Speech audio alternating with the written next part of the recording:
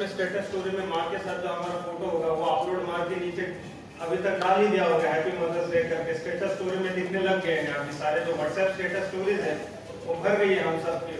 Almost थोड़ी देर के बाद में कभी फेसबुक ट्विटर पे भी चला गया होगा। बट घर पे जाके कभी अपनी माँ को जस्ट 1-2 मिनट उसके सामने बैठ के बोल दीजिएगा कि आज तक आप जितने पढ़े बड़े हैं या बड़े हुए हैं ये किसके वजह से हुए। उसको जाके कभी अगर हमने कभी माँ को अपने बोला है क्या कि आज खाना बहुत अच्छा बना है, आज तक तुमने हमको जो भी पढ़ाया है बड़ा किया है उसके लिए थैंक यू, ये अगर एक सेंटेंस हमारे मुंह से चला जाएगा तो हमारी माँ को मतलब पहले तो माँ चेक करेगी कि बुखार वगैरह तो नहीं आ गया है, ये क्या बात करने लग गया है, बट उसको बहुत ज्यादा खुशी होती है।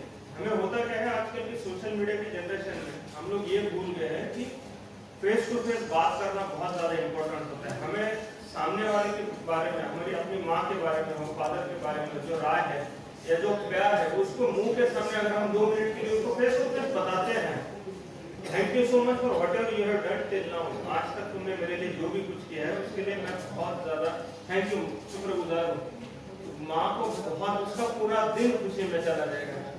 व्हाट्सएप में आप कर रहे हो उसमें कोई दिक्कत नहीं, मैं भी करता हूँ, बट उससे आगे बढ़ के भी हमने करना है। This is apart from topic. तो सबसे पहले तो मैं सबको थैंक यू बोलना चाहता हूँ कि आज आप लोगों के साथ में इंटरेक्शन करने का मुझे यहाँ मौका मिला। मुझे ये बहुत ही अच्छा लगता है जबकि स्टूडेंट से इंटरेक्शन करने का मौका मिलता है। अभी हमारे बारे में जो भी बताया गया उसमें से आधा पार्ट आप निकाल के रख दो। मैं भी आप ही की तरह था कुछ साल पहले, कुछ साल मतलब अभी ऑलमोस्ट 10 साल हो गया है। ऐसे बोलने के बाद एकदम से रियलाइज होता है कि बाप रे एज काफी बढ़ने लग गया है, एकदम बहुत जल्दी से टाइम निकल जा रहा है। तो 10 साल हो गए हैं ऑलमोस्ट, बट कल की तरह याद आ रहा है कि जब मैंने यूपीएससी की पढ़ाई स्टार्ट की थी, फर्स्ट ऑफ ऑल मैं मेरा इंट्रोडक्शन दे देता हूँ। मेरा नाम टीपी विजय कुमार नहीं है, वो सुनने के बाद में आपने मोस्टली आपने कंसिडर किया होगा मेरा ओरिजिन कहाँ से होगा।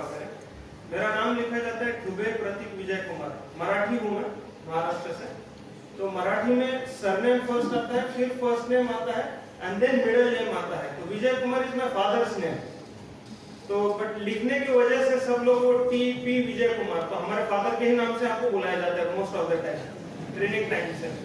हमारे पापा ने ट्रेनिंग भी कर लिया पूरा, आधी सर्विस पापा ने यही कर लिया। तो मेरा नाम है प्रतीक ठुबे। अगर आप फेसबुक पे देखोगे तो मेरा नाम प्रतीक भी ठुबे, मतलब फर्स्ट नेम मेरा प्रतीक है, सरनेम मेरा टाइटल ठुबे है। तो मैं इंजीनियरिंग पूरा किया था, जैसे परमार और हम एक ही ब्रांच मतलब एक ही साइड के हैं। तो मैं भी इंजीनियरिंग पूरा किया था इलेक्ट्रॉनिक्स एंड टेलीकम्युनिकेशन महाराष्ट्र से। फिर मैंने यूपीएससी क्लियर की, फिर मेरा आईपीएस में सिलेक्शन हुआ, आसाम में भले कार्डर मुझे मिला। एंड फिर मैंने आसाम में अभी तक बहुत ज्यादा जगह नहीं, 5-6 जगह ही काम किया है। मैंने सिलचर से अपने करियर की शुरुआत की थी, फिर उसके बाद में मैं दिमाग में था, दिमाग के बाद फिर मैं कार्बी में भी था, कार्बी के बाद गुवाहाटी, और गुवाहाटी के बाद अभी बीटीएडी में बक्सा में मैं अभी काम कर रहा हूँ। तो बहुत ही सुंदर एक्सपीरियंस था अभी तक का। और जब यूपीएससी की बात आती है तो यूपीएससी में मतलब ये कोई अलग चीज नहीं, बट मैं हमेशा कहता हूँ कि हमारी मदर टंग है, जो मैं जहाँ से बिलोंग करता हूँ, हम इंडिया में रहते हैं कॉन्स्टिट्यूशन से, तो हम सारे एक ही लेवल के हैं। बट हमारी जो मदर टंग मुझे बहुत पसंद थी, तो मैंने एग्जाम जो दी थी वो मैंने मराठी लैंग्वेज से दी थी। मैंने यूपीएससी भी मराठी लैंग्वेज से ही क्लियर किया था मेरे मदर टंग से, जबकि मैं इंजीनियर था। क्यों? उसमें कोई बड़ी बात नहीं है। यूपीएससी हमें अलाउ करती है अपने अपने मदर टंग से एग्जाम देने के लिए, तो हमने वो चांस लिया था। और मेरा पूरा जो एजुकेशन है, मेरा जो 10th तक का एजुकेशन है वो मैंने मराठी मीडियम से पूरा किया था। मैं इंग्लिश मीडियम में नहीं पढ़ा था। मैंने भी इंग्लिश का एबीसीडी फर्स्ट टाइम जब 5th में था, 5th स्टैंडर्ड में, तब A for apple, B for bat, C for cat, ये मैंने 5th स्टैंडर्ड में पहली बार पढ़ा था। और 8th स्टैंडर्ड तक मुझे भी इंग्लिश नहीं आती थी। अब ये बात अलग है कि अभी भी बहुत ज़्यादा इंग्लिश आती है, ऐसा कोई मेरा कहना नहीं है। बट लैंग्वेज जो होती है, लैंग्वेज आपके विचार दूसरे तरफ, दूसरे आदमी को पहुंचाने के लिए लैंग्वेज का यूज होता है, ये मेरा बेसिक मानना है। तो आपकी मदर टंग आपकी हमेशा स्ट्रांग होनी चाहिए, तो जिससे हम अपने कल्चर से, अपने रूट से हमेशा जुड़े रहते हैं।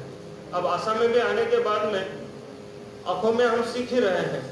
अब आंखों में समझ तो लेते हैं पर पूरा बात नहीं कर पाते, इसलिए मैं अभी आपसे हिंदी में बात कर रहा हूँ। बट मैं आंखों में बुझी पाई जितना भी आप बात करते हो वो मैं समझ लेता हूँ, उसमें कोई प्रॉब्लम नहीं है। और कुछ दिनों के बाद में हम आंखों में ही बात करेंगे वापस, उसमें भी दिक्कत नहीं, क्योंकि मैं हमेशा मानता हूँ किसी भी कल्चर का मदर टंग जो होती है वो सिर्फ एक भाषा नहीं होती है, उस कल्चर से वो कनेक्टेड रहती है।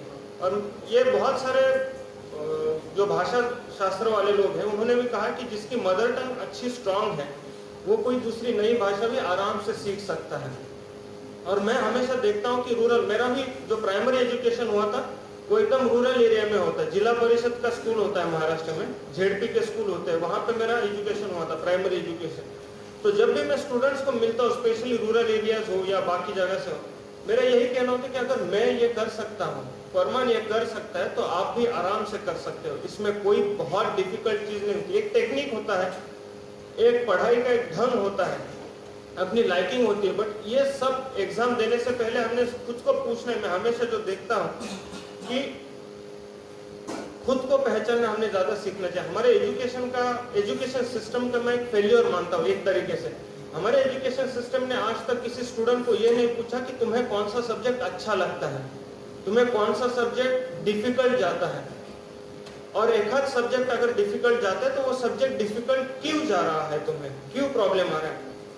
मुझे मैथमेटिक्स अच्छा नहीं लगता, क्यों अच्छा नहीं लगता? क्योंकि मैथमेटिक्स के बेसिक आपके वीक है।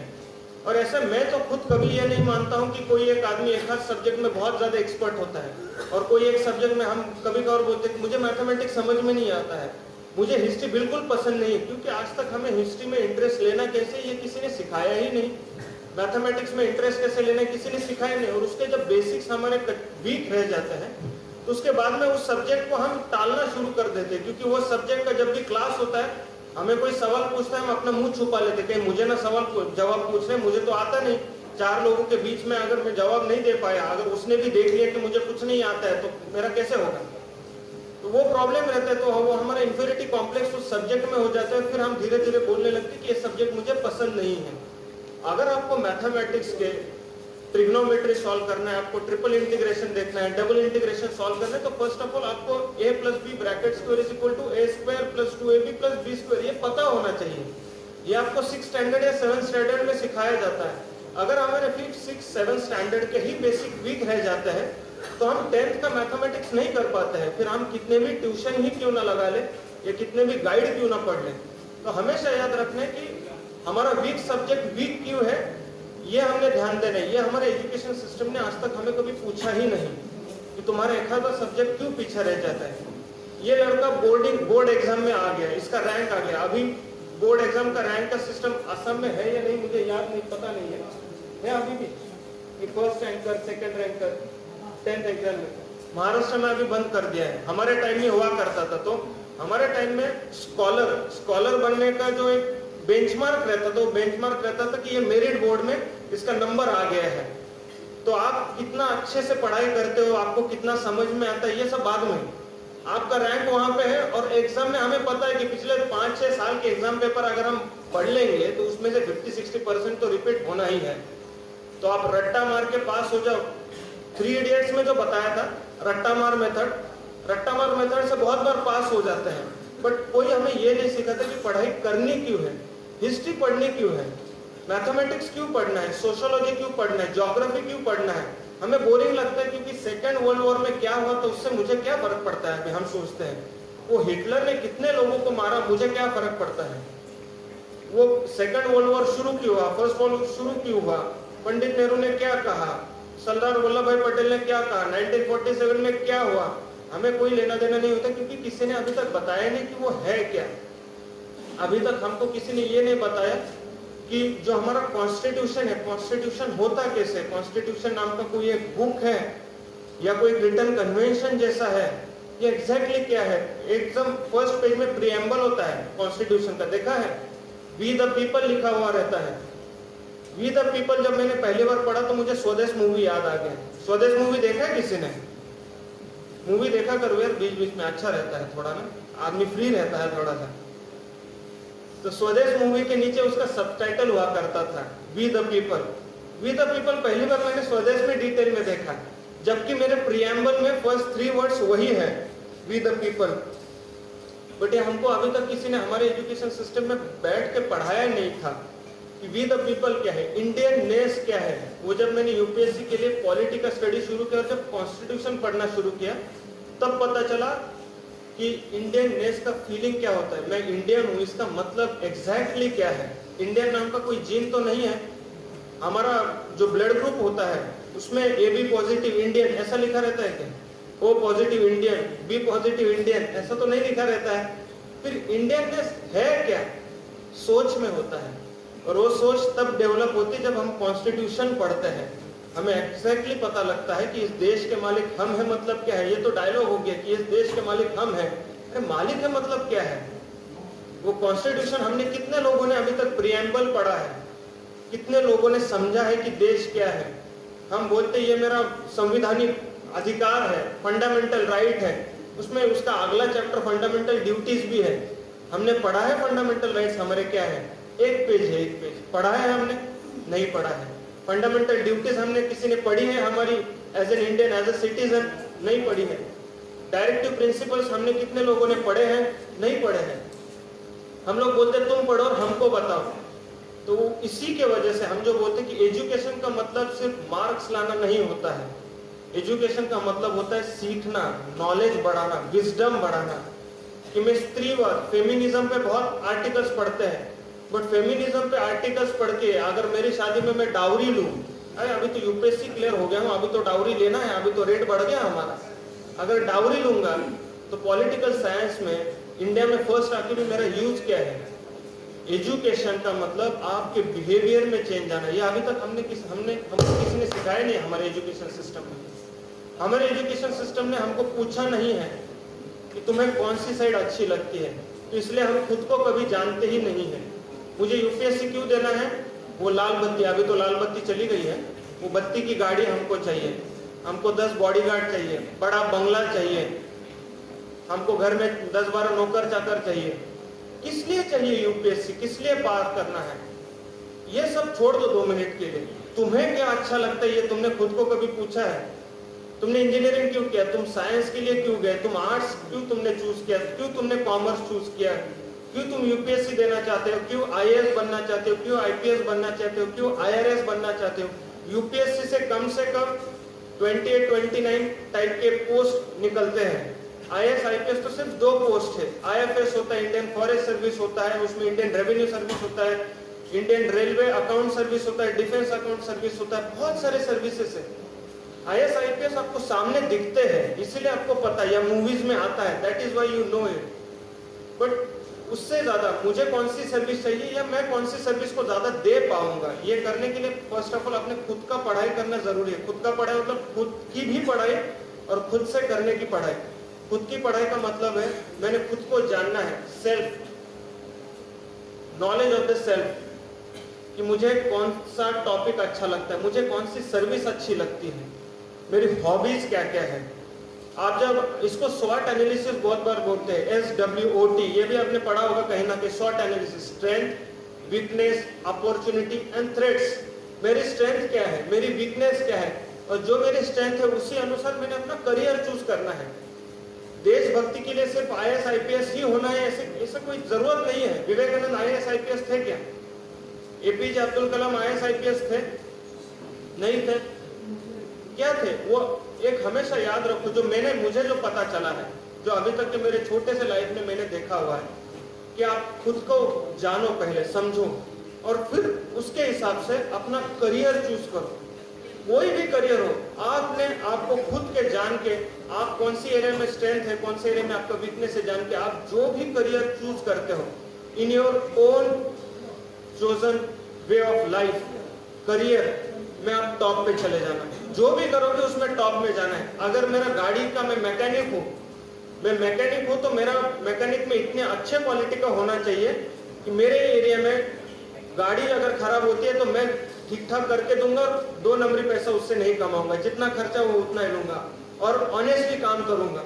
उससे क्या होगा, 4 दिन मेरा प्रोग्रेस थोड़ा सा धीरे धीरे जाएगा बट सस्टेनेबल रहेगा। जो एक बार कस्टमर मेरे पास आता है वो बाद में किसी दूसरे के पास नहीं जाएगा। जो भी मैं काम करूंगा वो A1 क्वालिटी का या फर्स्ट क्लास ही करूंगा।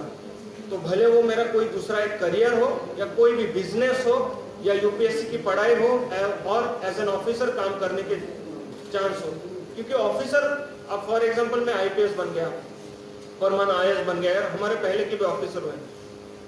3 May 2013 को मेरा रिजल्ट आया था, आई स्टिल रिमेम्बर, 3:30 बजे रिजल्ट आया था। तो रिजल्ट 3:30 बजे आया, तो 3:29 में मैं पढ़ाई कर रहा था कि अगर एग्जाम क्लियर नहीं होता तो वापस नेक्स्ट एग्जाम देना है। तो पढ़ाई कर ही रहे थे कि अगले प्रीलिम का पढ़ाई करना है। 26 मई को अगला प्रीलिम था, 3 मई का दिन था, और बताया, सबने बताया था कि रिजल्ट आने वाला है। तो वो डर, तो पसीना तो वैसे आना शुरू हो जाता है कि आज रिजल्ट है। कोई भी, मैं अपने लाइब्रेरी में पढ़ाई कर रहा था, तो कोई भी दौड़ के वो स्टेयर से ऊपर जाता, लगता है रिजल्ट आ गया, कि दौड़ के चले गए ऊपर। तो डर के आदमी पढ़ाई कर रहा है, रिजल्ट कान लेकिन उधर है, रिजल्ट आया है क्या, रिजल्ट आया क्या। 3:30 बजे रिजल्ट आ गया, तो कोई ऊपर से चिल्लाए, अरे रिजल्ट आ गया। वो पेट में एकदम से बैठ जाता है ना आदमी, एकदम से गड्ढा हो जाता है पेट में, बाप रे। हमने कहा पढ़ाई करते रहो, अगर तो सिलेक्शन का परसेंटेज बहुत कम रहता है यूपीएससी में। पूरे इंडिया से 1000 वगैरह लोग सिलेक्ट होते हैं, 13 लाख 12 लाख लोग एग्जाम देते हैं। हमने कहा उसमें अगर हमारा नहीं आ गया, हम तो एक तो लोकल मीडियम से एग्जाम दिए हैं, पुणे में ही पढ़े हैं, दिल्ली तो कभी गए नहीं, हमको पता नहीं। हमको लगता है हम तो अपने गली के डॉन हैं, खेलते रहते हैं। हम तो मैं तो टॉपर हूँ, कहाँ का, तुम्हारे, मेरे कॉलेज का, मेरे स्कूल का। अरे यहाँ पूरे इंडिया के लोग खेलते हैं, ठीक है। तुम्हारे गली में अगर सचिन तेंदुलकर हो के यूज नहीं ना, इंडिया पाकिस्तान मैच में तुम पाकिस्तान के खिलाफ, वकार यूनिस के खिलाफ, वसीम अकरम के खिलाफ कैसे खेलते हो, उसके ऊपर से डिसाइड होगा। तुम अपने गली में किसी सुरेश को छक्का मार दिए, इसका मतलब तुम सचिन नहीं बन जाते हो। तो ये पता रहता है, यूपीएससी देने के बाद में फिर गड्ढा हो जाता है, बाप रे। और तब तक हम लाइब्रेरी में पढ़ाई करते, जब भी चेयर निकालते तो चेयर का आवाज आता है। चेयर का आवाज आने से बाकी स्टूडेंट्स गुस्सा हो जाते, डिस्टर्ब होते, तो ऐसे देखते तुम्हारी तरफ, ये क्या टाइम पास कर रहा है, क्यों आवाज कर रहा है, ऐसे आवाज आता है। जब भी चेयर का आवाज आएगा, चुप बैठो है, कीप क्वाइट। और सिलेक्शन हो गया, वो कोई आके बता दिया कि भैया तुम्हारा नंबर आ गया यूपीएससी में, तो भाई पप्पू पास हो गया। अभी हम तो खुश एकदम से, यस हो गया क्लियर। मेरे पर्सनैलिटी में कोई फर्क पड़ा है क्या? 329 पे जो मैं पढ़ाई कर रहा था वही प्रतीक 321 पे भी मैं वही हूँ, मुझ में कोई फर्क नहीं पड़ा है। बट अब लोगों का देखने का नजरिया चेंज हो गया। अब कुर्सी का आवाज भी हो रहा है 2 मिनट के बाद में, तो कोई खराब से नहीं देख रहा है, सब लोग एकदम रिस्पेक्ट से देख रहे हैं कि अरे वाह, ये तो एग्जाम क्लियर हो गया। ये सोसाइटी का नजरिया बदल जाता है आपकी तरफ देखने से, आप नहीं चेंज होते हो। मैं रोज जब आईने के सामने खड़ा रहता हूँ, 10 साल के पहले जो था अभी भी वही हूँ। हाँ, थोड़े बाल ज्यादा झड़ गए होते हैं, थोड़ा मोटापा आ जाता है, चेहरा बदल जाता है, बट आप तो प्रतीक ही हो ना, आप तो चेंज नहीं हुए हैं। सोसाइटी आपकी तरफ देखना चेंज कर जाती है, क्योंकि आगे नाम के पीछे 3 शब्द लग जाते हैं, या कोई पोस्टिंग लग जाती है, एसपी पोस्टिंग लग जाती है, बाद में डीआईजी पोस्टिंग लग जाएगी, पहले एसडीपीओ पोस्टिंग थी, पोस्टिंग लग जाती है, तो लोगों का नजरिया बदलता है। बट आप खुद तो वही हो, आप तो चेंज नहीं हुए हो। तो जो आपकी जो प्रोग्रेस रहती है, पर्सनैलिटी बिल्डिंग, ये बहुत कम उम्र में ही हमने स्टार्ट करनी है। This is the right age, जो ग्रेजुएशन टाइम पे है।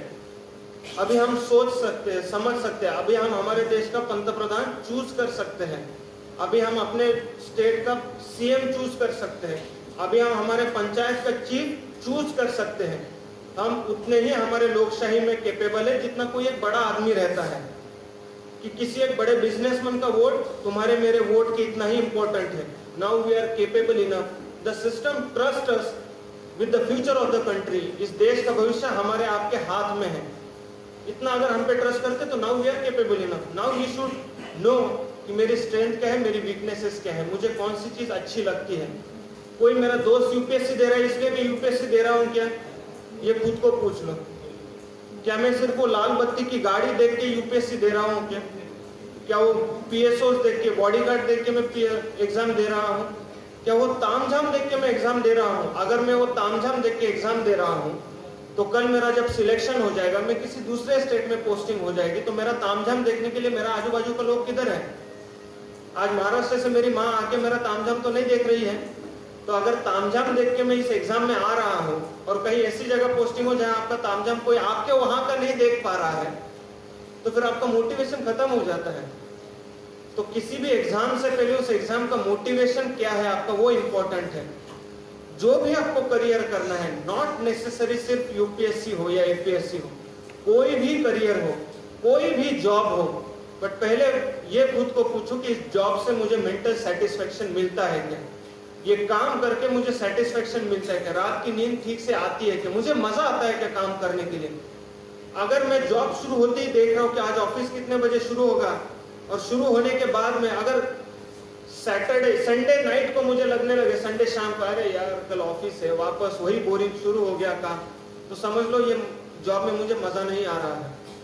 I am not been able to give my 100% to my job, to my service, to my business, to whatever I am doing. आपको वो service या वो business कितना दे रहा है, उससे अच्छा ये देखो कि आप उस सर्विस को, आप उस जॉब को कितना दे पा रहे हो। क्या मैं as an IAS IPS officer और एज एन IRS ऑफिसर, और for that purpose for any officer, कि मैं एज एन ऑफिसर क्या मैं उस पोस्ट को जस्टिस दे पा रहा हूँ, उतना काम कर पा रहा हूँ। पावर करने से यूज नहीं होता, जो हाथ में पावर है वो आप किस तरीके से यूज करते हो, उससे उस पोस्ट का डिग्निटी डिसाइड होता है, उससे उस एग्जाम का इंपॉर्टेंस ध्यान में आता है। क्या अभी हमारे दोस्त ने एकदम परफेक्टली कहा कि 10,000 लोगों का मोर्चा जो नहीं कर सकता है वो कोई एक ऑफिसर एक साइन से कर सकता है। ये मैं सिंबॉलिक बता रहा हूं, उतना पावर उस पोस्ट में होता है। बट क्या मैं उस पोस्ट पे बैठ के उस पावर का सच्चे से और अच्छे से इस्तेमाल करके क्या मैं वो काम कर पा रहा हूं? अगर मैं उतना काम कर पा रहा हूं तभी मैं मेरे काम को या तभी मैं मेरे पोस्ट को जस्टिस दे पा रहा हूं। तो हमेशा याद रखना, दिखने वाली चीज अलग रहती है। रियल लाइफ में हर कोई सिंघम नहीं होता है। रियल लाइफ में नायक मूवी की तरह 3 घंटे में सारी चीज नहीं बदलती है।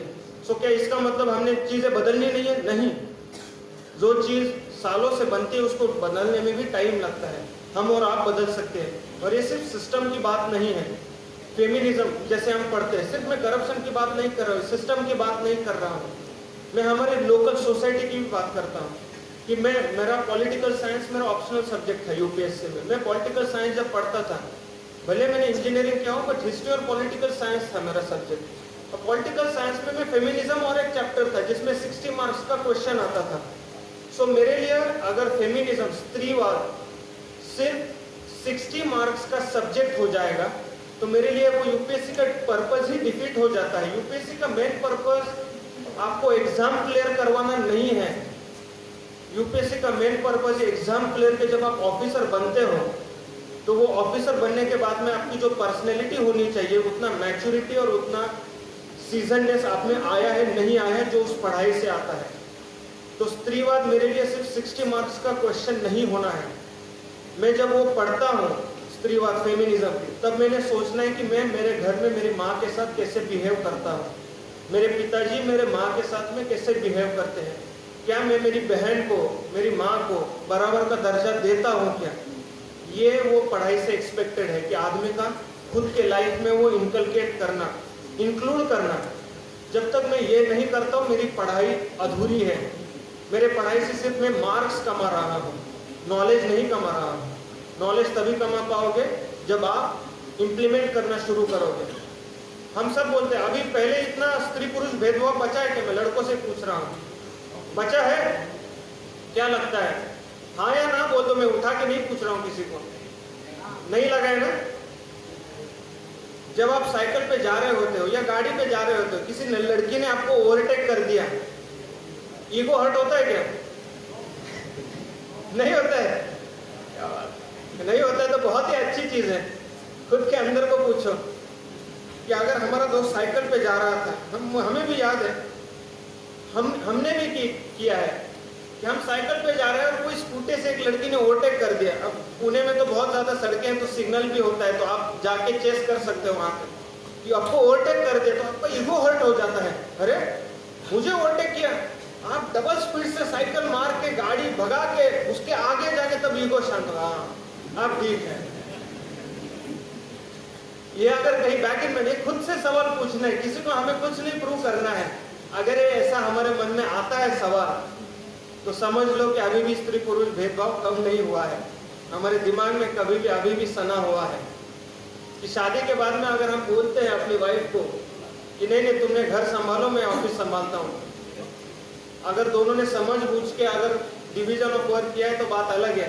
बट ये हम एज्यूम ही करके चल रहे हैं, तो कहीं से समझ लेना है यहाँ पे कहीं पे अभी भी वो थियरी और प्रैक्टिकल में डिफरेंस आ रहा है। हम हमेशा बोलते हैं कि बुक स्टडी और प्रैक्टिकल का कोई कनेक्शन नहीं होता। हमेशा हम बोलते हैं ना कि बुक स्टडी मतलब पढ़ाई का और प्रैक्टिकल का बहुत डिफरेंस है। डिफरेंस होता नहीं, हम बनाते हैं। हमने आज तक हमारे स्कूल में जब हमें सर्कल सिखाया जाता है, सर्कल, वो सर्कल मतलब माँ घर में जो रोटी बनाती है वो भी सर्कुलर होती है। कभी हमें ऐसा सिखाया है कि क्लास में सीखा हुआ सर्कल और माँ ने जो रोटी बनाई वो सर्कल, या अगर मैंने रोटी बनाई तो मेरे तो बहुत अलग अलग शेप बन जाते हैं, वो बात अलग है। ट्रायंगल, रेक्टेंगल, बहुत अलग अलग एंगल के बन जाते हैं। माँ बनाती तो गोल रहता है, तो वो गोल और सर्कल का गोल ये सेम होता है।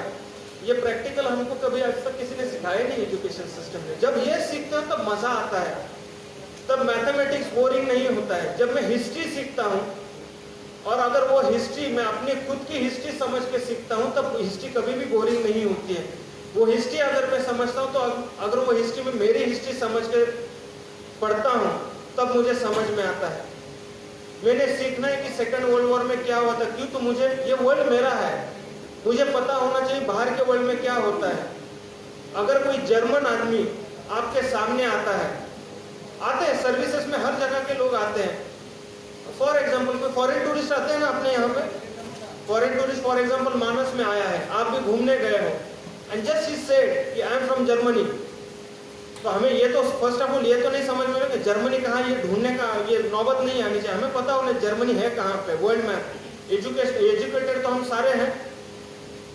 जर्मनी कहाँ पर है, सेकंड वर्ल्ड वॉर कहाँ पे हुआ था, जर्मनी किस तरीके से दो पार्ट में टूट गया था, फिर कैसे 1991 में वो जो जर्मन बर्लिन वॉल थी वो तोड़ने के बाद में दोनों जर्मनी इकट्ठा हुआ। आप बोलो कि इससे मेरा फायदा क्या है, but if you have a knowledge, वो जर्मन लड़के से आप बात कर रहे हो, लड़की से बात कर रहे हो, and if you discuss with him the scenario of Germany after 1991, he will be very much happy to know there was some Indian boy or girl, एक कोई लड़का लड़की था जिसने मेरे से, अगर आप कहीं बाहर जाते हो और आपको आपके एरिया का मिलता है, चलो आप फॉर एग्जांपल आप कहीं दिल्ली में चले गए, आपको बोडो नहीं, अगर कोई डिब्रूगढ़ का भी मिल गया तो आपको लगता नहीं अरे ये भाई है अपना।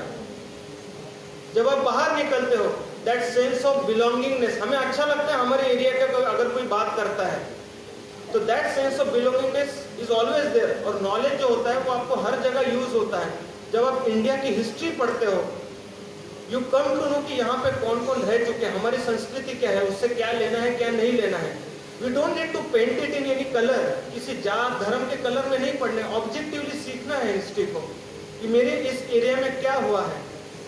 आसाम के बारे में जब हम पढ़ते थे तब आसाम के बारे में मैं जनरली 1671 आई गेस, सराय घाट का लड़ाई जब हुआ था, सराय घाट का जो वॉर हुआ था नसीब बरफुकन का, तब पता रहता था। बट उतना ही जब यहाँ आया, जब यहाँ के कल्चर के बारे में पढ़ना शुरू किया तो बोडो कछारी शब्द आए। पहले तो मैं सिलचर में जब मेरा पोस्टिंग हुआ, कछार, मैंने सोचा कछार का मीनिंग क्या है, कछारी, फिर कछारी मतलब कौन लोग थे, फिर बोडो कछारी, फिर वो जर्नी कैसे हुआ, पहले कहाँ पे राज करते थे, कहाँ से कहाँ तक आए। मेरा फिर बाद में पोस्टिंग हुआ मायबोंग, तो हिस्ट्री में वही पढ़ा था कि दिमापुर के वहाँ पे कछारी लोगों का किंगडम था, वहाँ पे आक्रमण होने के बाद में वो मायबोंग में आके उन्होंने अपना कैपिटल बनाया था। मेरा नेक्स्ट पोस्टिंग कछार से मायबोंग हो गया था। तो जब आप पढ़ते हो और जब आप उस जगह पे जाते हो, there is sense of belongingness. हम नहीं, ये मैं जानता हूँ, ये जगह को जानता हूँ, इस जगह के बारे में सुना है, इस टाइप के बारे में सुना है, इस भाषा के बारे में सुना है, इस शब्द के बारे में सुना है। कि जब मैं हिस्ट्री पढ़ रहा था तो हिस्ट्री में, बोडो हिस्ट्री में हर एक शब्द का, हर एक आपके टाइटल का एक मीनिंग होता है। नर्सरी का मीनिंग अलग होता है, बसुमतारी का एक अलग मीनिंग होता है, दाइमारी का एक मीनिंग अलग होता है। अगर मैं गलत हूँ तो दाइमारी का मीनिंग मतलब जो नदी के काट के पास रहते हैं, वैसा कुछ मीनिंग है क्या, समथिंग रिलेटेड टू। तो ये हर शब्द का, आपके हर टाइटल का एक अलग मीनिंग होता है। जब ये पढ़ा और जब मेरा पोस्टिंग बक्सा हो गया, कहाँ जा रहे हो, बीटीएडी में, तो एक लगता है कि नहीं यार मैंने पढ़ा था, ये सब पढ़ा था, अभी मैं उसी एरिया में जा रहा हूँ काम करने के लिए। That is the beauty of knowledge. आपको कब किस जगह पे आपका नॉलेज यूज में आता है वो आपको पता नहीं, बट एक मैंने थंब रूल हमेशा पढ़ा हुआ है और मैंने मानता भी हूँ कि नॉलेज नेवर गो वेस्ट। आपका जो नॉलेज है वो कभी भी वेस्ट नहीं जाता है, कभी भी वेस्ट नहीं जाता है। मेरा खुद का जो छोटा भाई है वो अभी चार्टर्ड अकाउंटेंट बन गया, वो भी यूपीएससी की प्रिपरेशन करता था। वो यूपीएससी की प्रिपरेशन करता था तो हिस्ट्री टॉपिक पढ़ता था, मेरा भी हिस्ट्री ऑप्शनल था, तो हम घर में बातें करते थे हिस्ट्री में। वो ओडिशा के बारे में मैंने जब पढ़ा, वो चैप्टर पढ़ा, तब मैं उसके साथ डिस्कस कर रहा था कि जगन्नाथपुरी क्या होता है, फिर कोणार्क का मंदिर कैसे है, क्या है। मैं गया नहीं हूँ वहाँ पे, बट मैंने पढ़ा है उनके बारे में, और पढ़ने के बाद मैं उसके साथ डिस्कस कर रहा, तो he also came to know, उसको भी पता चला। परसों उसका फोन आया, वो बता रहा था कि उसका एक मैनेजर है, उसको मैनेजर को उसने मैनेजर को पूछा कि सर आप कहाँ से हैं, तो उसने पूछा कि, उसने बोला कि उड़ीसा से हूँ। तो अब उसको लग रहा था कि ये मराठी जो लड़का है सीए बैठा हुआ सामने, इसको क्या पता है मेरे एरिया के बारे में। पर मेरा भाई उससे जब बात करने लगा कि ओरिया, ओडिशा ने उसको ओरिया बोलते हैं, उनकी भाषा जो है ओरिया भाषा है, ओरिया भाषा के बारे में उसने 2-3 पॉइंट उनको पूछे, पूरी के बारे में 2-3 पॉइंट बात की, उसने कल्चर के बारे में बात की। तो मैनेजर एकदम खुश हो गया, अरे इसको मेरे बारे में, एरिया के बारे में इतना कैसे पता है। अब मुझे गारंटी मेरे भाई का प्रमोशन फिक्स हो जाएगा, जल्दी हो जाएगा उसका वहाँ पे promotion. Knowledge never go waste, you never know आपको नॉलेज कब काम पे आएगा।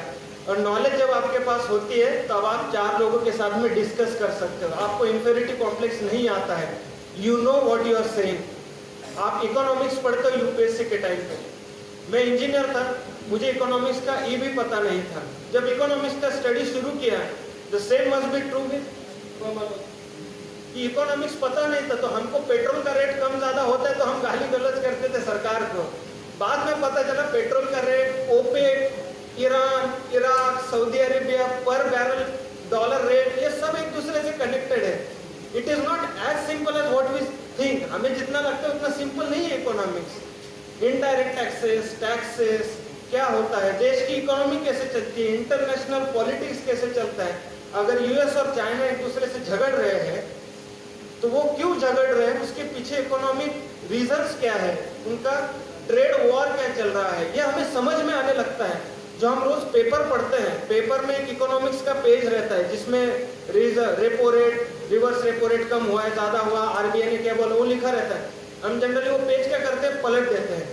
हम जनरली पेपर खोलते तो पीछे वाला ही पेपर एक तो पेज देखते हैं जिसमें स्पोर्ट्स और मूवीज का लिखा रहता है, किसका किसके साथ अफेयर चल रहा है, किसका किसके साथ झगड़ा हुआ, अगला मूवी कौन सा आ रहा है, कौन कौन सी मूवी में काम कर रहा है, ये लिखा रहता है। ये हम पहले पढ़ते हैं और फर्स्ट पेज का थोड़ा बहुत पढ़ते हैं और अंदर चले जाते हैं, क्योंकि हमें पता नहीं है। जब हम यहाँ पढ़ाई करते हैं तब ये पढ़ाई सिर्फ यूपीएससी के लिए नहीं है, it is an enrichment knowledge कि इंडिया की हर एक पार्टी कब शुरू हुई थी, इंडियन नेशनल कांग्रेस कब शुरू हुई थी, भारतीय जनता पार्टी शुरू कब हुई थी, जनता दल कब शुरू हुआ था, उसकी हिस्ट्री क्या है, कौन थे लीडर, क्या थे, इंडियन फ्रीडम स्ट्रगल, इतना सुपर हिस्ट्री है इंडियन फ्रीडम स्ट्रगल की। हमें पता लगता है मैं इस देश का नागरिक हूँ जिस देश ने इतना लड़ा है अंग्रेजों के साथ में। जब हमको इंडिपेंडेंस मिला था तब बहुत सारे बाकी 70 या 80 देशों को उसी टाइम पे इंडिपेंडेंस मिला था, उसमें से कितने देश अभी भी डेमोक्रेटिक है और हम अभी भी डेमोक्रेटिक हैं। क्या ग्रेटनेस है हमारे संविधान की, ये हमें पता होना चाहिए। जब हम पढ़ते हैं तो गूज़बम्प आते हैं लिटरली कि मैं इतने सारे नॉलेज से आज तक दूर था, मुझे पता ही नहीं था मैं कौन हूँ, मैं इंडियन हूँ, मतलब क्या है, इंडियन का मतलब क्या है, ये आसाम ही मेरा है, ये मणिपुर मेरा ही है, ये नागालैंड मेरा ही है, ये सब लोग मेरे हैं। मैं तमिलनाडु में जाता है तब भी फीलिंग आता है ये मेरा है, क्योंकि मुझे पता है ये क्या है, तमिलनाडु में क्या है, द्रविड़ उनका कल्चर क्या है। मदुरई में जाता हूँ, वो मीनाक्षी मंदिर किसने बनाया, वो मीनाक्षी मंदिर का, जब मीनाक्षी मंदिर में पहली बार देख रहा हूँ, बट मीनाक्षी मंदिर में कौन से शिल्प है वहाँ पे, किसने किस तरीके से किया हुआ है, कौन सा पिलर में क्या है, वो मैंने पढ़ा हुआ है, मैं जाके देख रहा हूँ। मैं आज तक कभी पेरिस नहीं गया हूँ, बट पेरिस में लूवर म्यूजियम में डाविंची का मोनालिसा करके एक पेंटिंग है वहाँ पे रखा हुआ। मोनालिसा तो सबको पता होगा, कितने लोग हैं जिन्होंने डाविंची कोड नाम का एक बुक आया था पहले पढ़ा हुआ है, कभी पढ़ा है किसी ने? किसी ने नहीं पढ़ा है। मूवी भी आया हुआ था उसके ऊपर, डाविंची कोड। वो जो रहता है जब हम पढ़ते हैं तब लूवर म्यूजियम में मेरे घर वाले गए थे, उन्होंने देखा लूवर म्यूजियम, उन्होंने कहा, मैंने कहा क्या है, उन्होंने कहा एक पेंटिंग था, कोई विंची करके एक पेंटर था, हमने भी, सब लोग फोटो खींच रहे थे, हमने भी उसके साथ में फोटो खींच लिया और आ गए। हमने कहा तुमने द मोनालिसा देखा? हाँ, उसमें क्या है, एक पेंटिंग था, फोटो खींच लिया। उनको नहीं पता है उन्होंने क्या देखा है, हमें पता है क्योंकि हमने पढ़ा है उसके बारे में, वो आदमी क्या था, उस फोटो के पीछे हिस्ट्री क्या है, वो फोटो आज तक कितने फोटो ने, वो पेंटिंग कितनी बार चोरी हुआ है, लाखों करोड़ों उसका कीमत नहीं लगाया जा सकता उस पेंटिंग का। वो आदमी कितना अलग टाइप का था, पेंटर था, साइंटिस्ट था, इंजीनियर था, क्या नहीं था वो आदमी। ये आपको कब लगता है? जब आप पढ़ते हो। You know the history of that place, history of that person. अगर आपकी खुद की भी हिस्ट्री नहीं पढ़ पाते, फॉरगेट अबाउट फॉरेन का या forget about world history, you don't know who you are. हमें पता नहीं है, हमारे अपने अगर रूट्स हमें पक्के करने, हमें पता होने चाहिए कि हिस्ट्री में हमने गलतियां भी क्या की है, किस गलती के वजह से अंग्रेजों ने आके हमारे ऊपर राज किया था, किस गलती की वजह से हम पीछे हैं, हमें क्या सुधारना है, क्या क्या करना है, ये समझने के लिए क्या गलत हुआ है ये पहले समझना इंपॉर्टेंट होता है, और क्या गलत हुआ ये समझने के लिए पहले हिस्ट्री पढ़ना इंपॉर्टेंट होता है। मैंने क्यों फर्स्ट वर्ल्ड वॉर का हिस्ट्री पढ़ना है, क्यों सेकंड वर्ल्ड वॉर का हिस्ट्री पढ़ना है, ताकि थर्ड वर्ल्ड वॉर ना हो। अब आप बोलोगे थर्ड वर्ल्ड वॉर हम पढ़ के हम क्या करेंगे? मैं तो बक्सा में बैठा हूँ मुशलपुर में, मैं हिटलर के बारे में पढ़ के, कोल्ड वॉर के बारे में पढ़ के मैं थोड़ी फर्क पड़ने वाला है। ट्रम्प अंकल मेरे को थोड़ी पूछेंगे आगे कि भाई एक काम करो, बताओ जरा थर्ड वर्ल्ड वॉर कम कर रही है, वो टालने के लिए क्या कर सकते? मुझे तो ट्रम्प नहीं पूछेगा। मैंने क्यों करना है? आप पढ़ते रहो, आप सवाल कर सकते हो, पूछ सकते हो। यू नेवर नो आप आगे जाके क्या बनोगे। तो जब आप, मैंने जैसे कहा, एग्जाम क्लियर हो गया, मैं ऑफिसर बन गया, तो सब लोगों का नजरिया बदल गया मेरे तरफ देखने का। बट मेरा जो नॉलेज थी 2 मिनट पहले था, वही नॉलेज अभी बाद में भी है। 3:31 पे सेम नॉलेज है, सेम अंडरस्टैंडिंग है, सेम थिंकिंग है, बट आप लोग सुनने लग गए। मैं आप लोगों के साथ में क्यों बात कर पा रहा हूँ? मैं एक महाराष्ट्र में अहमदनगर डिस्ट्रिक्ट से पढ़ा लिखा, मराठी मीडियम में पढ़ा लिखा, एक सिंपल लड़का जो एक मैंने इंजीनियरिंग पूरी की, बस मैं आपके साथ में यहाँ चर्चा कर रहा हूँ। मैं आपको कोई नॉलेज नहीं बता रहा हूँ, ये मेरा एक्सपीरियंस है, मैं आपके साथ शेयर कर रहा हूँ। जैसे आपसे 2-4 साल बड़ा हूँ, इसलिए आपके साथ शेयर कर रहा हूँ। ये मौका मुझे क्यों मिला? क्योंकि वो एग्जाम क्लियर कर पाया। बट एग्जाम क्लियर करने से नॉलेज नहीं आता है, नॉलेज आपके पास होना चाहिए। आप किसी पॉलिटिशियन को सवाल तभी पूछ सकते हैं जब आपके पास में नॉलेज है, आपको पता है। आप किसी ऑफिसर को तभी सवाल पूछ सकते हैं जब आपके पास नॉलेज है। सर ये ऐसा क्यों हुआ, आयन के हिसाब से तो ऐसा नहीं होना चाहिए था, फिर ये ऐसा क्यों हो रहा है? ऐसे बोलने के बाद में ऑफिसर आपको उल्टा जवाब नहीं दे सकता अगर आप सही है तो। अगर आपको पता ही नहीं तो आपको कुछ भी बोल के भेज सकता है। नॉलेज नेवर गो वेस्ट, आपकी पर्सनैलिटी एनरिच हो जाती है। कुछ नहीं, अगर मैं स्त्रीवाद पढ़ के मेरे घर के, मेरी माँ और बहन के साथ में मैंने कैसे बिहेव करना है, मेरी बीवी के साथ में मैंने कैसे बिहेव करना है, ये भी अगर मैं समझ गया और सुधर गया तो मैं कम से कम 4 लोगों की जिंदगी सुधार सकता हूँ। मेरे आने वाली जो पीढ़ी है उसको मैं सुधार सकता हूँ। सिर्फ यूपीएससी या आईपीएस या आईएएस का एग्जाम क्लियर करना ही एम नहीं है मेरा। मेरी पर्सनैलिटी पे मैंने क्या वर्कआउट किया है, क्या वर्कआउट किया हुआ है, मैं क्या सीखा हूँ। जब आप यूपीएससी में, जब मैंने एनाटॉमी पढ़ना शुरू किया, बॉडी, ह्यूमन बॉडी के बारे में भी बायोलॉजी में पढ़ते हैं, हम सब पढ़ते हैं, बट कितना ध्यान देते हैं कि हमारे हीमोग्लोबिन कब बढ़ता है, हमारे कौन से जो हार्मोन्स होते हैं, वो हार्मोन्स कौन से सीक्रेट होते हैं, कब होते हैं, क्या मीनिंग होता है हर चीज का, हमने कब स्टडी किया है। हम जब लिकर पीते, अल्कोहल पीते हैं, हम अल्कोहल पीते तो हमें पता भी नहीं अल्कोहल का हमारे बॉडी पे क्या इफेक्ट होता है। We are all educated people, हम सब ने अगर ग्रेजुएशन पूरा किया है, वी शुड नो हमारे बॉडी पे हर चीज का क्या फर्क पड़ता है। अगर हम ड्रग्स लेते हैं तो उसका मीनिंग क्या होता है। कोई बोलते कि नहीं थोड़ा सा दारू अच्छा रहता है बॉडी के लिए, कौन बोला, क्यों? आपने सवाल पूछा आज तक किसी को क्यों अच्छा रहता है? क्योंकि मैं हमेशा देखता हूँ कि हम डिस्कशन कर रहे हैं कि एग्जाम, पढ़ाई क्यों करना है। मैं आपके साथ यूपीएससी का ज्यादा डिस्कस नहीं कर रहा हूँ, मैं एग्जाम क्यों देना यही डिस्कस कर रहा हूँ, क्योंकि सबसे इम्पोर्टेंट स्टेप यही है कि हमारे लाइफ में हम कौन सा डिसीजन क्यों लेते हैं, ये सबसे इम्पोर्टेंट है। ये अगर आप सीख गए तो आपके आधे प्रॉब्लम सॉल्व हो जाते हैं। क्योंकि यूपीएससी कैसे क्लियर करनी है मेरे से ज्यादा आपको अभी हमारा दोस्त ब्रह्मो बता सकता है कि कैसे क्लियर करनी है। वो फ्रेश पास आउट है, मैं पुराना हो गया, अभी आउटडेटेड हो गया मेरा knowledge. But I can tell you one thing, UPSC का पढ़ाई मैंने जिस काम के लिए समझ के किया था और आज मैं जो कर रहा हूँ उसमें बहुत सेटिस्फेक्शन होता है, और उसके लिए पढ़ाई की थी। बॉडीगार्ड, लाल बत्ती की गाड़ी, अभी नीली बत्ती की गाड़ी हो, बंगला हो, ये सब वो काम करने के लिए हमको मिलता है या आपको मिलेगा, बट वो लाइफ नहीं है। कल अगर मेरे साथ में एक भी बॉडीगार्ड नहीं है तो क्या मैं चेंज हो जाऊंगा? क्या नहीं, नहीं फर्क पड़ता है। जिस काम के लिए हम आए हैं वो काम अभी हमने फिक्स करना है कि हमें किस लिए करना है, वो नहीं है हमारी आइडेंटिटी, वो तो एड ऑन है। एक्चुअल सेटिस्फेक्शन काम का होता है कि फॉर एग्जांपल अभी इलेक्शन पार हुआ, अगर इलेक्शन में आपके एरिया में, हमारे एरिया में कोई इंसिडेंस नहीं हुआ, अगर हर एक आदमी अपने मन से अगर वोट दे पाता है, वो हमारे लिए बहुत अच्छी, हम जो जिसे बोलते कि रात की नींद ठीक से आई। अगर मेरे एरिया के किसी आदमी को प्रॉब्लम हो रहा है तो मेरा काम अभी भी बाकी है। मैं मेरे घर से 3000 किलोमीटर दूर, आप आपके घर से 3000 किलोमीटर दूर, 2000 किलोमीटर दूर, अभी हमारे दोस्त का जहाँ पे कार्डर आएगा, कहाँ वो जाके काम करेगा पता नहीं है, बट जहाँ पे भी वो काम करेगा, वो काम का जो सेटिस्फेक्शन है वो इम्पोर्टेंट होता है, उसके लिए पढ़ाई करना होता है।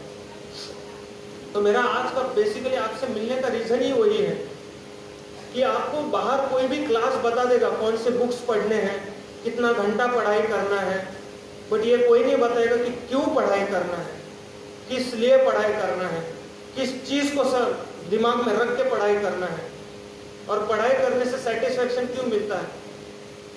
ये तो यूपीएससी पास होने का सेटिस्फेक्शन अलग रहता है, बट उससे भी बड़ा सेटिस्फेक्शन रहता है नॉलेज का। जब मुझे पता लगा कि इकोनॉमिक्स, जब मैंने पढ़ाई करना शुरू किया तब मुझे पता लगने लगा कि पेट्रोल के रेट ऊपर नीचे कैसे होते हैं। आर्किमिडीज पता है किसी को? सुना है ना? लॉ ऑफ बियोंसी रहता था, वो एक बाथटब में बैठा, बाथटब से थोड़ा पानी नीचे गिरा, वो लॉ ऑफ बियोंसी है। तो वो वैसे ही यूरेका यूरेका चिल्लाते हुए राजा के दरबार में गया था। That is the Joy of knowledge. आपको कोई चीज पता लगती है, चलो वो आर्किमिडीज 2 मिनट साइड में रखते हैं, आप कोई मैथमेटिक्स का सम सॉल्व कर रहे हो, बहुत टाइम से हो नहीं रहा है, और फिर थोड़ी देर के बाद में अचानक से सॉल्व हो जाता है वो, और आपका आंसर और वो गाइड में लिखा हुआ आंसर सेम है, आपको बहुत खुशी होती है। आपको लगता है मैं किसी को जाके बताऊं, अरे सॉल्व हो गया, वो एग्जाम सॉल्व है, पेपर सॉल्व हो गया, वो एग्जाम्पल सॉल्व हो गया, किसको बताओ, इसको बताओ, इसको बताओ, किसको बताओ, मुझे समझ में आ गया। वो जो खुशी रहती है, that is called Joy of knowledge. जो ज्ञान रहता है उसकी खुशी होती है, वो जो जॉय ऑफ नॉलेज है वो यूपीएससी के दौरान आपको डेली दिन में 10 बार मिलता है। यू कम टू नो कि वर्ल्ड में, ईरान में जो हो रहा है उसका रीजन क्या है। यू नो कि ईरान में इस्लामिक रिवॉल्यूशन कब हुआ था, 1979 में क्या हुआ था, आयतुल्ला खोमेनी कौन था उस टाइम पे, फिर अफगानिस्तान में क्या हुआ था, 1956 में इजिप्ट वॉर में क्या हुआ था। You know everything. सो जो भी कोई वर्ल्ड हिस्ट्री में होता है, you know the connections, and that gives you the Joy, that gives you the confidence. वो आपको कॉन्फिडेंस मिलता है। आप जब 4 लोगों के बीच में बैठते हो ना, फॉर एग्जांपल आप दिल्ली चले गए और दिल्ली में आप राजेंद्र नगर, जहाँ पे हमारा दोस्त पढ़ाई करता था, मैं कभी दिल्ली में नहीं गया पढ़ाई करने के लिए, मैंने महाराष्ट्र में पढ़ाई की थी, तो दिल्ली के बारे में सुना था कि इतना बड़ा शहर है, तो वहाँ पे तो हर कोई नॉलेजेबल आदमी है। और राजेंद्र नगर में आप जाओगे तो वहाँ पे तो हर कोई 2-2, 3-3, 4-4 अटेम्प्ट्स दे के आदमी बैठा रहता है, नॉलेज का भंडार रहता है, वो तो ऐसे फायरिंग करता रहता है नॉलेज की कंटिन्यूसली। ये तुझको पता है, ये पता है, ये पता है, हमको तो कुछ भी नहीं पता है। तो जब आपके पास नॉलेज होता है, यू नो भाई तुमने जो बताया ये तेरा डेटा गलत है। यू नो कोई ऑफिसर आपके सामने बोलता है कि ऐसे ऐसे, नहीं सर ये गलत है, ये इतना इतना ऐसे नहीं था, ये आयन के हिसाब से उल्टा होना चाहिए था। यू नो किसको कब पकड़ना है, यू हैव दैट कॉन्फिडेंस। आप 4 लोगों के बीच में बैठ के बात कर सकते हो। हमें डर क्यों लगता है 4 लोगों के बीच में बैठ के बात करने, क्योंकि हमको पता नहीं रहती ये चीज़ें। यूपीएससी का अगर आप स्टडी या कोई भी एग्जाम का स्टडी नॉलेज के लिए करोगे तो आपका कॉन्फिडेंस अपने आप बदल जाता है, आपकी पर्सनैलिटी बदल जाती है। यू नो कि मेरे घर में गलत हो रहा है, पापा ये गलत है, आपने माँ से ऐसे बात नहीं करना चाहिए थी। या माँ को भी बुलाओ, शादी की बात चल रही है ना, तो सिर्फ जेंट्स लोग बैठ के क्यों बात करें, माँ को भी बुलाओ, उसको भी बिठाओ। शी शुड ऑल्सो नो, अगर मुझे उसने बड़ा किया है तो she has equal right in every decision about my life, उसको भी बिठाओ। ये जब होने लगता है तब इसका मतलब रहता है आपका नॉलेज परकोलेट होता है, आपके बिहेवियर में आता है। This changes your personality. UPSC का स्टडी सिर्फ वो एग्जाम क्लियर करने के लिए मत करो, अगर करना है तो नॉलेज लेने के लिए करो। और जो भी ग्रेजुएशन करते हो वो ग्रेजुएशन सीरियसली करो। जो भी पढ़ाई करते हो टाइम पास के लिए कभी भी मत करो। जो भी काम करोगे A1 क्वालिटी का ही करना है।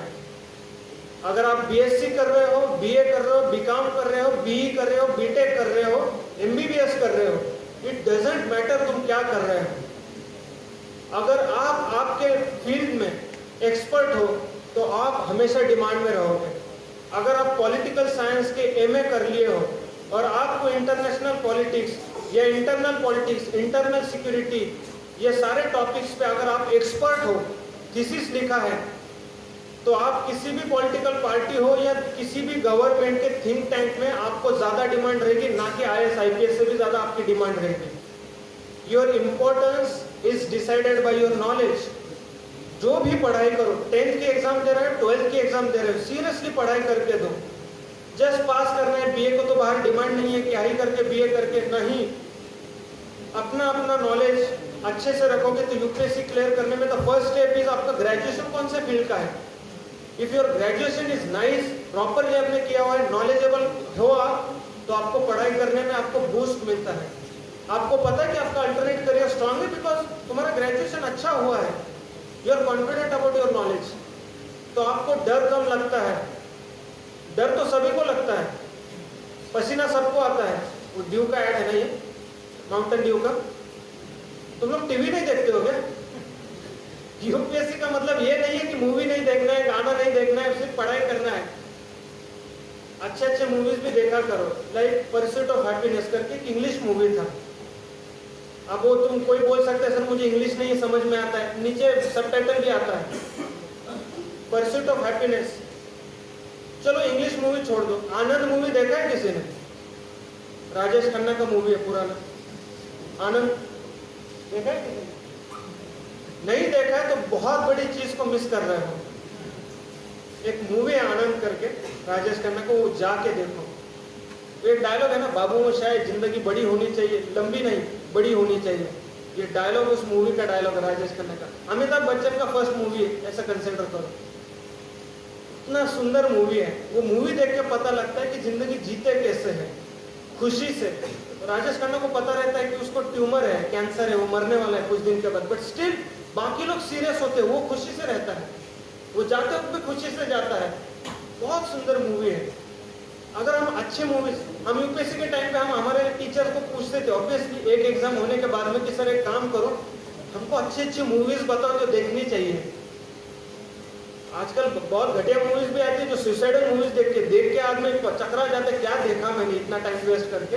बट अगर अच्छे मूवीज का कलेक्शन हो, अभी तो सबके पास में जियो होगा, फ्री इंटरनेट तो सबके पास है ना। 1.5 GB किसके पास नहीं है, ये मुझे बताओ जरा।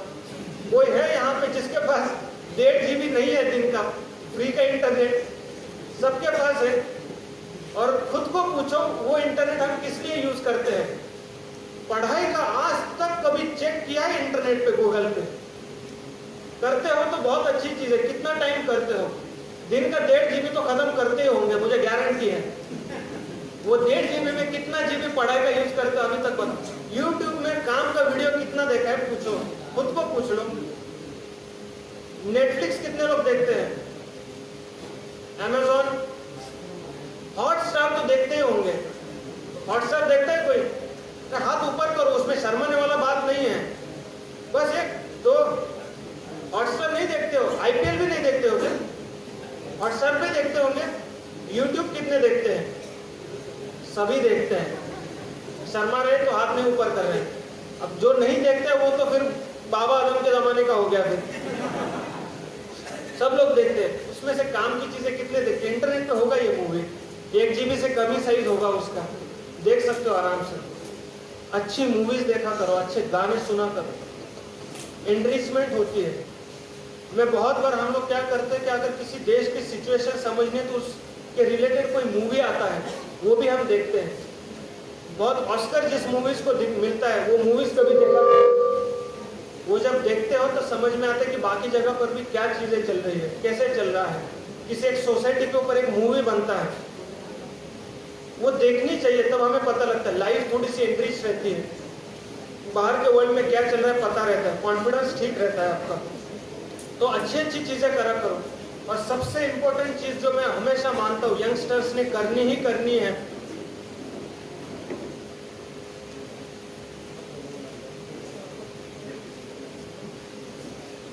तो हम हमेशा, चिट्ठी पता ही होगा किस चीज़ का होगा,